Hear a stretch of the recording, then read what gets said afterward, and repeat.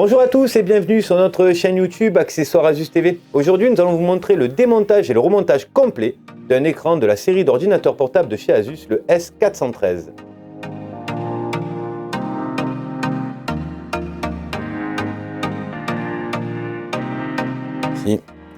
Ici, on va débrancher le câble qui relie la carte mère à l'écran. Alors ça, ce sont ce qu'on appelle des câbles LVDS, c'est relativement fragile. On évite de trop tirer dessus, on décolle bien l'étiquette, c'est elle qui va vous faire office pour maintenir votre prise et il n'y a qu'à la retirer vers l'arrière. Ici, vous devez avoir une petite nappe additionnelle pour l'éclairage ou la webcam, ça dépend des modèles. Voilà, là j'ai débranché mon écran, je vais pouvoir dévisser ici mes charnières.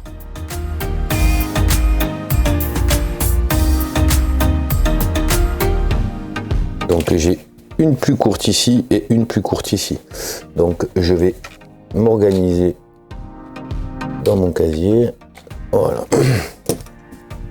Donc une fois que j'ai fait ça, comme d'habitude, la petite technique pour désolidariser l'écran de votre ordinateur, vous allez faire une légère ouverture, vous allez refermer et là, vos charnières, vous n'avez plus qu'à les relever. N'allez pas avec un tournevis pour essayer de les soulever, vous allez abîmer votre carte mère. Et ensuite, je relève simplement et je retire ici mon ordinateur.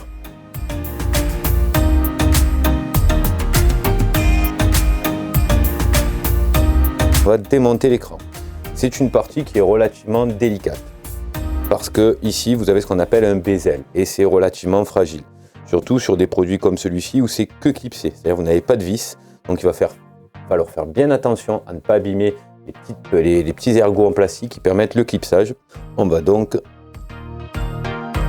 démonter le bezel. Alors pareil avec le bottom, on va essayer de trouver une partie un peu plus fragile, voilà, dans lequel je vais pouvoir faire passer, vous voyez, sans forcer, vous faites le tour si vous ne trouvez pas du premier coup.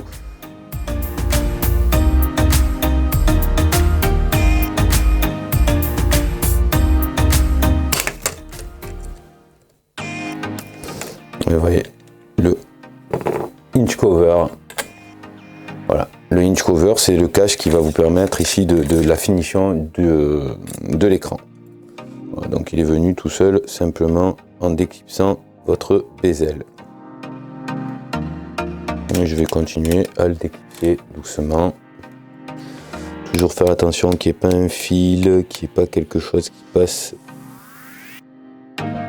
On va toujours essayer de trouver le système dans le sens que la graffe est pour aller en sens inverse et que ça se déclipse sans rien casser. Donc voilà pour le démontage du bezel du S413. Là, là ça va être relativement facile et accessible puisque là vous allez vous retrouver avec un écran qui est simplement collé. Alors je ne vais pas le décoller pour la simple et bonne raison que si votre écran est cassé, vous vous en fichez de le casser complètement pour le décoller. Là, en l'occurrence, l'écran n'est pas cassé. Donc, je ne vais pas le décoller. Il n'y a pas d'intérêt à le casser pour le changer. Alors, je vais vous faire vite fait le petit récap là. Comme ça, vous avez quand même une vue d'ensemble. Donc là, vous avez la nappe LVDS et qui va venir ici. Vous voyez, c'est la même nappe qui va ici pour votre webcam. Alors, pareil, la webcam, elle est uniquement collée par du double face. Et ici, vous avez votre antenne Wi-Fi qui fait le tour simplement de votre écran. Donc on va reprendre à l'endroit où on s'était arrêté, donc c'était sur le démontage de l'écran. Là on va reprendre sur le remontage de l'écran. On va remettre notre bezel. Donc pour le remettre, c'est dans le sens inverse que vous avez levé, donc on va refaire passer sous les charnières. Voilà, comme ceci, ici comme cela. Voilà. Et ensuite, sans forcer très fort, pas oublier que c'est des petits ergots en plastique, voilà, et qu'en plus il y a de l'adhésif qui va permettre le bon plaquage du bezel sur votre écran. Alors, le plus gênant, c'est sous la charnière, puisque vous avez un peu plus de mal à appuyer pour bien clipser. Voilà. Voilà. Je me sers, je vous montre de la petite spatule, simplement pour éviter de rayer ou d'abîmer le cache. N'y allez pas au tournevis ou avec des outils en métal, ça risque de laisser des traces. On va bien faire repasser, donc ici, ou passer, voilà, nos câbles, et on va donc y remettre notre hinge cover. Donc le hinge cover, je dis, c'est un petit cache de finition qui permet de faire joli, hein. Ça peut se casser de temps en temps aussi. On va rentrer dans ce sens d'abord.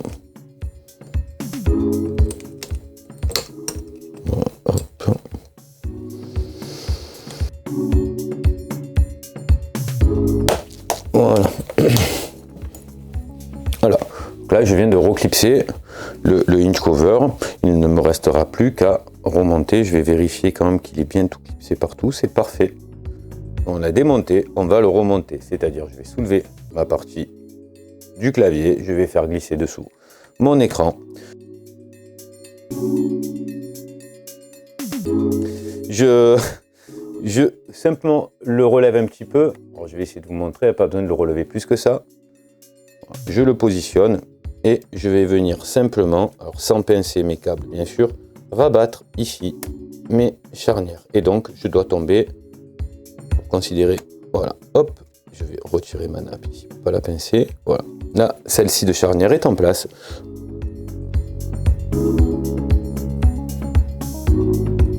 Pareil, avec, hop, la petite spatule en plastique, je vais faire passer ici la nappe proprement comme ceci et la faire revenir ici. Voilà.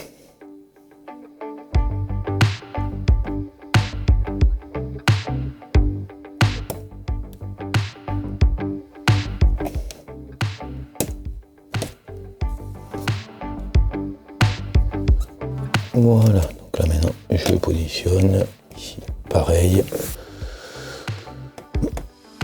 Perfectionniste sur le passage du câble.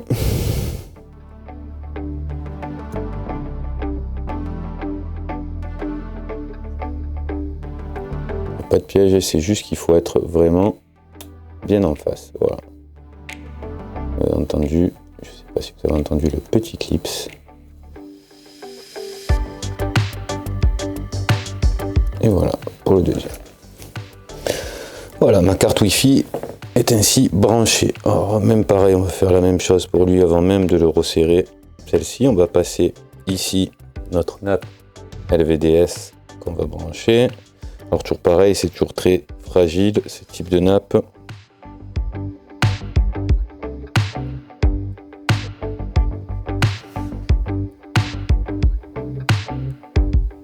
Voilà, j'attrape par la petite languette et je viens simplement le brancher. Ici, je vais faire la même chose pour la petite nappe.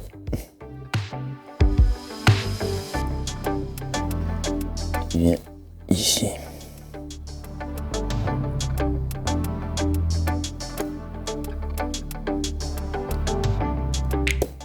Voilà, et je fais passer pareil par le bon endroit. Ok, je vérifie juste que c'est bien collé. Celui-là n'a plus de collant. Alors si ça vous arrive là, comme ça, vous voyez celui-là, il n'a plus de collant, je relèverai le bottom pour mettre, vous pouvez mettre un petit, ce qu'on appelle des scotch thermiques, juste pour maintenir et pour pas que votre prise sorte. C'est pas très grave, ça arrive rarement, mais je préfère le préciser. On va remettre, alors on se rappelle que celle-ci était plus petite.